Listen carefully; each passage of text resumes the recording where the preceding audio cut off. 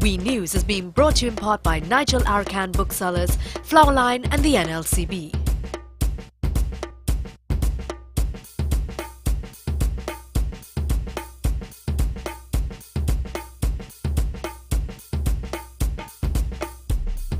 Good evening and welcome to WENEWS on Gail the Channel. I'm Cindy F. Daniel.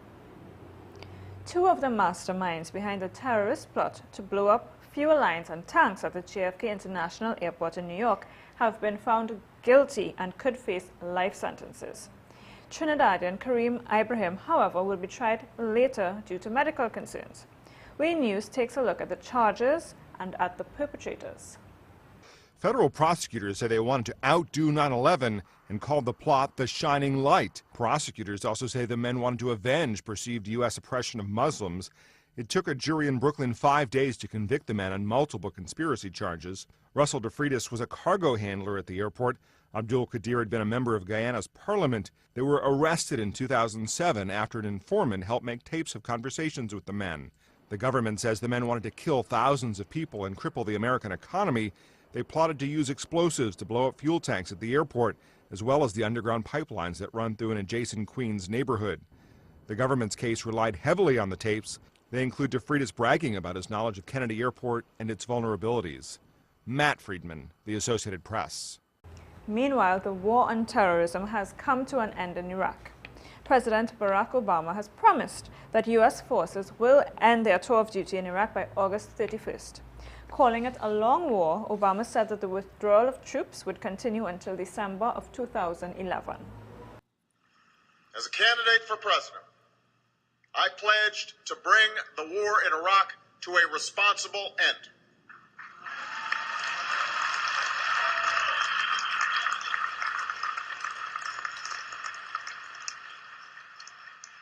Shortly after taking office, I announced our new strategy for Iraq and for a transition to full Iraqi responsibility. And I made it clear that by August 31st, 2010, America's combat mission in Iraq would end.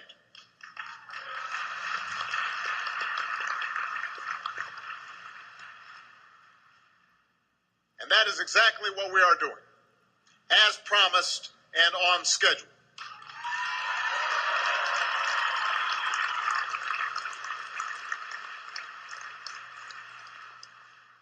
Already, we have closed or turned over to Iraq hundreds of bases.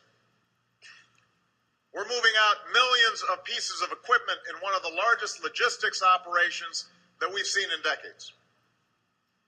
By the end of this month, we'll have brought more than 90,000 of our troops home from Iraq since I took office.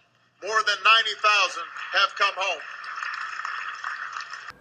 Now, the U.S. invaded Iraq in 2004 and are currently on a mission to withdraw their troops completely by 2011. In this report from Al Jazeera, we take a look at the waste associated with the U.S.'s occupation of Iraq. Scrap metal with his bare hands. Khudayr Abbas says he's been processing waste purchased from dismantled U.S. military bases for 2 years. Separating steel and copper from piles of garbage, it's potentially lucrative work, but it comes at a high cost, he says. Blisters, eczema, itchy eyes, to name a few. At this dump site in Fallujah, west of Baghdad, the detritus of war lingers. Discarded radiators, abandoned body armor, broken Humvee glass, even empty rocket shells. Meher Yassin, who runs the site, has also developed symptoms. He says doctors have told him what's causing the problems is contact with this discarded waste. The U.S. military and Iraqi authorities say they're aware of the improper disposal of hazardous waste locally. Both have launched investigations into the issue. But the fact remains that sites like this one continue to operate with no safety measures whatsoever, despite the military's intentions and efforts. U.S. commanders have launched an effort to rebut claims they are leaving behind a toxic legacy as they withdraw. Everything here is done to U.S. standards. The military took journalists and Iraqi government officials on a tour of this facility, one of 2 such sites processing hazardous waste from bases around the country. Everything from chemical cleaners to paint is treated here. Even soil that's come into contact with petroleum is decontaminated, they say. We have nothing to hide. That's why we're out here today. The intent is to be actually open and transparent so that the country of Iraq and the people of Iraq clearly understand that we are taking every precaution necessary to ensure that we are taking care of their environment. Iraqi Environment Ministry officials, however, say this is the first time they've been allowed inside an American base.